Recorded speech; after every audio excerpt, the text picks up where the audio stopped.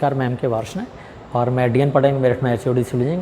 और आज मैं वीडियो लेके आया वो दरअसल सिंपली सपोर्टेड बीम है, उसमें हम किस तरह से डिफ्लेक्शन किसी बिंदु पर निकालते हैं। उसके लिए बहुत ही आसान तरीका है जिसको हम कहते हैं कंजुगेट बीम मेथड।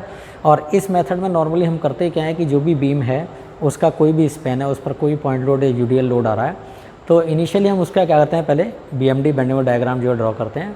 और जो बेंडिंग डायग्राम हमने ड्रॉ किया है उसी को लोड मानते हुए हम किसी बिंदु पर डिफ्लेक्शन निकालें तो दोबारा हम उस बिंदु पर जो मोमेंट है उसको अगर हम कैलकुलेट करें तो सीधे हमारा डिफ्लेक्शन आ जाता है। तो बहुत ही आसान तरीका है और मैं बोर्ड पे आपको समझाऊंगा कि किस तरह से हम किसी भी सिंपली सपोर्टेड बीम का किसी बिंदु पर हम डिफ्लेक्शन खास तौर से निकाल सकते हैं। इसमें जो लोड आ रहा है वो भी हमने एक यूनिट माना है। हालांकि लोड किसी पर भी पॉइंट लोड आता है तो हम उसको किलोमीटर में या न्यूटन में ले सकते हैं, तो उसको मैंने इकाई माना है। इकाई कुछ भी हो सकती है, किलोमीटर या न्यूटन हो सकती है। किसी बीम की लंबाई सपोज करें 5 मीटर है, 6 मीटर है, या 600 सेंटीमीटर है, या 6000 मिलीमीटर है, लाइक दैट कुछ भी हो सकता है, तो हमने उसको इकाई माना है। तो मैंने उसको लिखा है 5 यूनिट लिखा है। 5 यूनिट का 5 उसकी इकाई है, जो भी है, मीटर है या सेंटीमीटर है, लाइक दैट, है ना। और इसी तरह से जो E और I का मान वो हमने रखा है कांस्टेंट। और E का मान क्या है हमारा, ये मॉडुलस ऑफ इलास्टिसिटी है उस बीम के मटेरियल के लिए। और इसमें जो E का जो यूनिट आती है वो आती है न्यूटन पर mm स्क्वायर। और I क्या है, उस बीम के सेक्शन का मोमेंट ऑफ इनर्शिया है जिसका मान mm की पावर 4 या cm की पावर 4 होता है। तो वो भी हमने क्या रखा है, यूनिटी रखा है। तो E और I जो हमारा कांस्टेंट है और उसकी यूनिट हमने एक यूनिटी मान ली है, इकाई मान लिया उसको। तो चलिए दोस्तों बोर्ड पे चलता हूँ और फिर मैं आपको समझाता हूँ किस तरह से हम किसी सिंपली सपोर्टेड बीम के किसी बिंदु पर हम डिफ्लेक्शन निकालते हैं। तो बहुत ही सिंपल तरीका है वो मैं बताता हूँ आपको। तो इसमें deflection DEFLECTION deflection of A simply supported beam SIM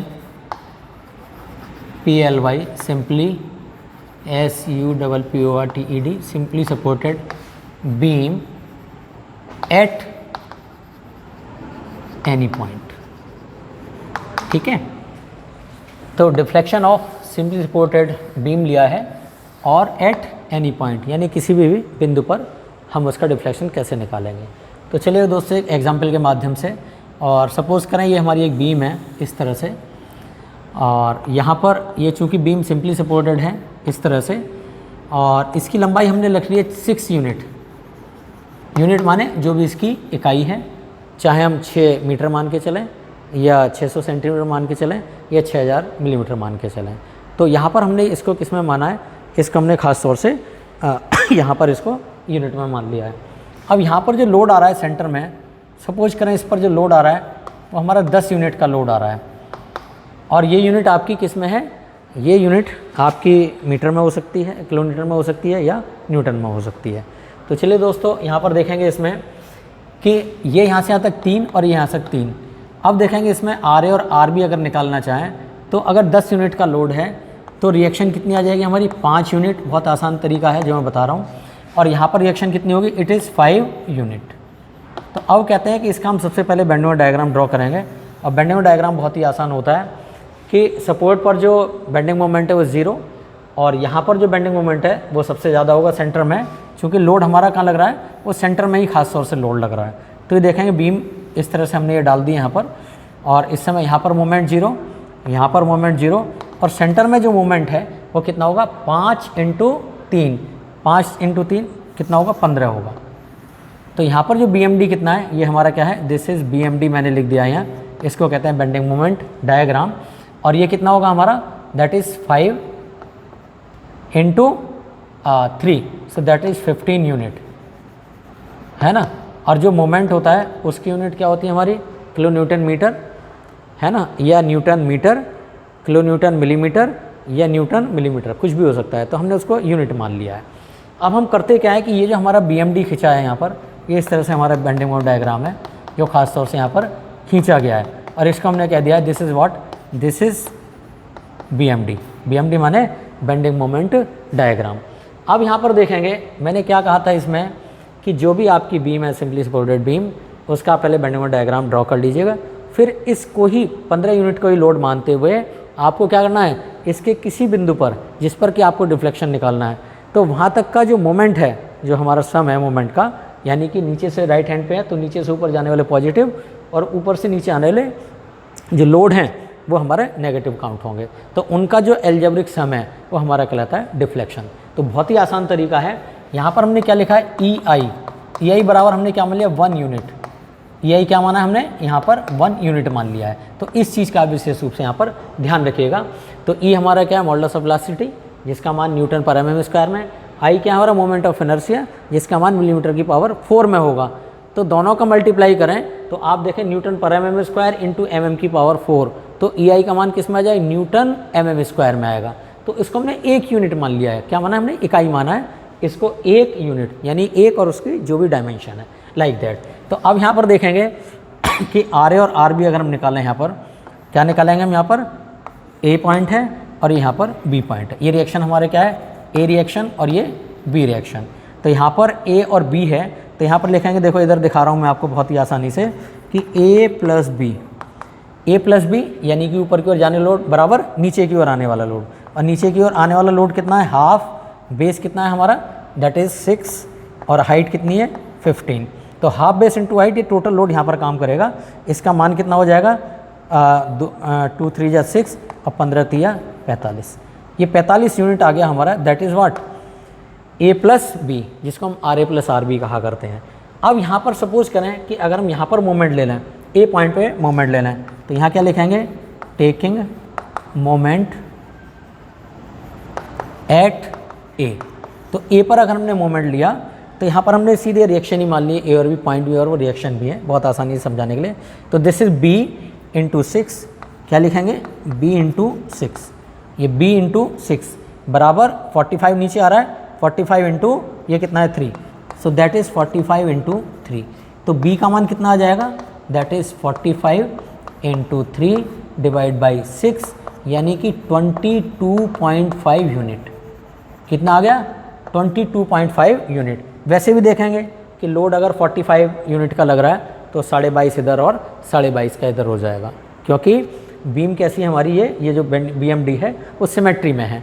तो इसमें चलो फिर भी मैंने निकालना बता दिया है कि इस तरह से हम निकाल सकते हैं। तो यहाँ पर कितना आ रहा है, 22.5 यूनिट इसकी रिएक्शन, और यहाँ रिएक्शन कितना आ रहा है, ये भी रिएक्शन है 22.5 यूनिट। ये इसकी क्या है, ये रिएक्शंस आ गई हैं। अब हमें क्या करना है कि सपोज करें ये डिस्टेंस कितना है, दिस इज़ 3 यूनिट, क्योंकि यहाँ से यहाँ तक की लंबाई कितनी है 6 यूनिट, तो यहाँ से यहाँ तक की लंबाई कितनी हो गई, 3 यूनिट हो गई।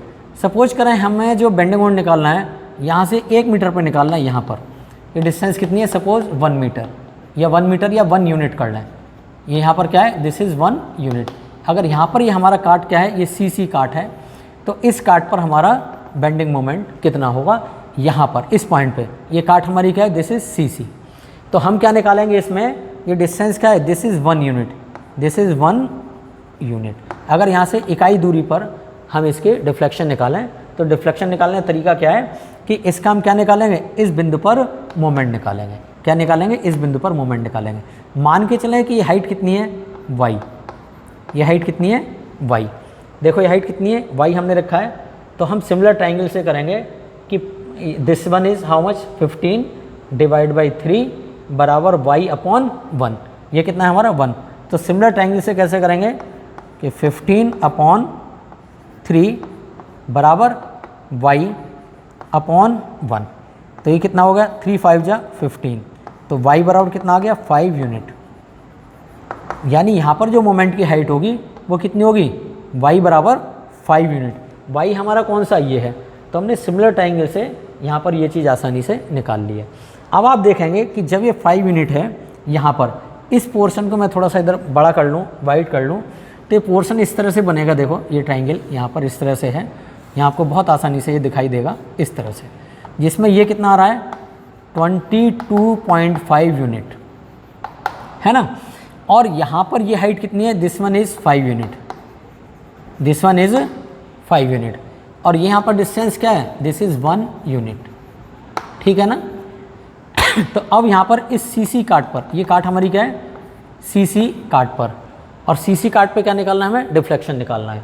तो डिफ्लेक्शन हम क्या निकालेंगे, इसमें डेल्टा C कर लें, यहाँ पर डिफ्लेक्शन क्या है, डेल्टा सी बराबर, यहाँ पर मोमेंट ही लेना है ना, तो दिस इज़ 22.5 इंटू 1 माइनस, अब माइनस क्यों किया, क्योंकि ये ऊपर से नीचे से ऊपर की ओर जा रहा है, तो इस पर मोमेंट पॉजिटिव होगा, और इस ट्राइंगल का जो वजन है वो नीचे की ओर काम कर रहा है, इस तरह से काम कर रहा है ना। और इसका वजन कितना है, इसको हम W1 मान लीजिए, सपोज करें इसको हम W1 मान लें, या इसको हम A1 मान सकते हैं, या कुछ भी मान सकते हैं, चलो इसको हम A1 मान लेते हैं। इसका क्या है A1, वेट हमने क्यों निकाला, हमने एरिया में निकाला है, क्योंकि इसमें बाकी सारी चीज़ें कांस्टेंट हैं। तो क्या करेंगे, this force into this distance minus इसका जो लोड आ रहा है नीचे की ओर आ रहा है, तो इसका एरिया निकालेंगे, इसका एरिया मोमेंट हो जाएगा। तो यहाँ पर देखेंगे कितना लोड आ रहा है, यहाँ पर ये बीच में लोड कितना आएगा, इस ट्राइंगल के एरिया के बराबर, और ट्राइंगल का एरिया कितना है हाफ, बेस कितना है 1 इंटू हाइट कितनी है 5, यहाँ पर इस तरह से काम कर रहा है ना, हाफ इंटू 1 इंटू 5 और इंटू ये दूरी, क्योंकि ये मोमेंट इस तरह से काम कर रहा है और ये मोमेंट इस तरह से काम कर रहा है, तो ये मोमेंट कितना हो गया, ये तो हमारा एरिया हो गया, this is half base into height, और इंटू ये डिस्टेंस, ये कितना है हमारा, इट इज़ 1/3। तो यहाँ पर कितना आ जाएगा 22.5 माइनस, अगर आप इसको करके देखें तो इट इज़ हाउ मच 5/6। तो इसको अगर करके देखें तो चलो मैं यहाँ पर देखता हूँ कि 5 डिवाइड बाई 6 बराबर 0.83, तो 22.5 माइनस 0.83। तो यहाँ पर इसको करके देखेंगे तो 22.5 minus 0.83, so it will come 21.67, कितना आया 21.67 यूनिट, यानी यहाँ पर जो डिफ्लेक्शन होगा वो 21.67 यूनिट होगा यहाँ पर, ठीक है। और इसमें आप इस चीज़ का ध्यान रखें कि EI का मान हमने क्या रखा है, दैट इज़ कांस्टेंट। तो इस C बिंदु पर अगर हम इसको C कर लें तो इस C बिंदु पर जो डिफ्लेक्शन आ रहा है 21.67 यूनिट, जो भी इसकी इकाई है, जो भी इसकी डायमेंशन है, ठीक है। इसी तरह से अगर मैं यहाँ पर इसको थोड़ा सा और आगे कर लूँ और सपोज करें कि हम एक और डिफ्लेक्शन यहाँ पर निकालना चाहें, या सपोज करें हम ये डिफ्लेक्शन इसके C पॉइंट पे निकालना है, इस पॉइंट पे निकालना चाहें, ठीक है। इसको मान लिया हमने सपोज करें D पॉइंट, ये क्या है हमारा D पॉइंट है, और अगर सपोज करें कि हम जो डिफ्लेक्शन है वो कहाँ निकालना चाह रहे हैं, इसके इस D पॉइंट पे निकालना चाह रहे हैं, कहाँ निकालना चाह रहे हैं, D पॉइंट पर। तो D पॉइंट पे स्थिति क्या बनेगी इसकी, यहाँ पर देखें बहुत आसान, ये D पॉइंट पे स्थिति इस तरह से है। तो D पॉइंट पे ये हाइट कितनी है, दिस इज़ 15 यूनिट, 15 यूनिट मैंने लिख दिया है यहाँ पर, और ये डिस्टेंस कितनी है 3 यूनिट, ठीक है। और यहाँ पर रिएक्शन कितना आ रहा है, दिस इज़ 22.5 यूनिट, ठीक है।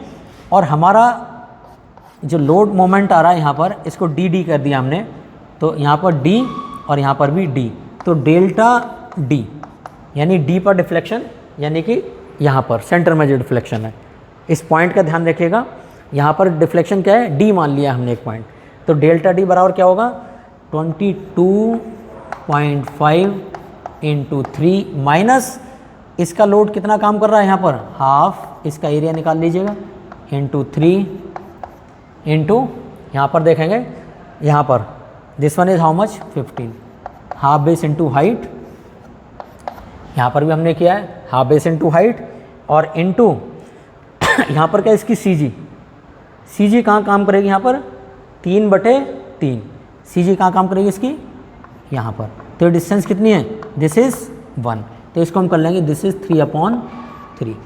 तो यहाँ पर जब इसको करेंगे तो ये आ जाएगा 3 पंजे 15, 3 दूनी 6 और 1 7, 3 दूनी 6 माइनस, अब देखो अगर हम इसको करें तो 3 से 3 कट गया, 1 ही आ गया यहाँ पर, और यहाँ पर कितना 15 3 45 डिवाइड बाई 2, यानी कि 22.5, 45/2 22.5, तो 67.5 में से आप 22.5 घटा दीजिएगा, तो 0.5 से 0.5 घट गया तो 0 आ गया, और 7 में से 2 गए तो 5, और 6 में से 2 गए तो 4, यानी कि यहाँ पर जो डिफ्लेक्शन आएगा दैट इज़ 45 यूनिट।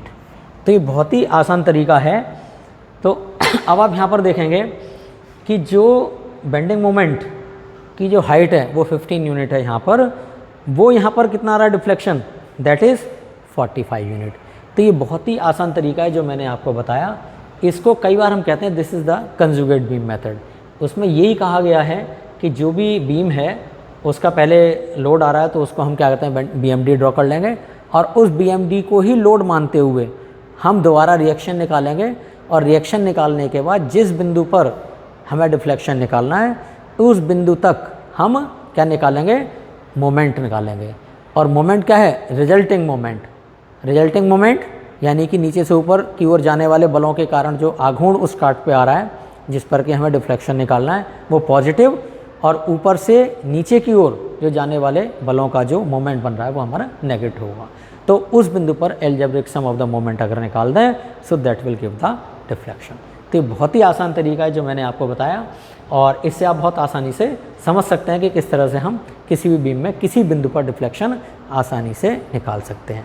तो ये जो पॉइंट लोड है इसके बाद इसमें हम UDL लोड से भी कर लेंगे, और अगर दोनों ही लोड आ रहे हैं तो दोनों को हम क्या करते हैं, स्ट्रक्चर का एनालाइज कर लेते हैं। यानी पहले पॉइंट लोड से निकाल लेंगे, फिर UDL लोड से निकाल लेंगे उसी बिंदु पर, और फिर दोनों को जोड़ देंगे तो आपको सीधे डिफ्लेक्शन आसानी से मिल जाएगा। ठीक है, तो इस वीडियो को आप देखते रहिएगा, और इसमें किसी भी तरह का कोई कमेंट है तो आप मुझे पोस्ट कीजिएगा, चलेगा। Thank you so much and thank you so much please, thank you.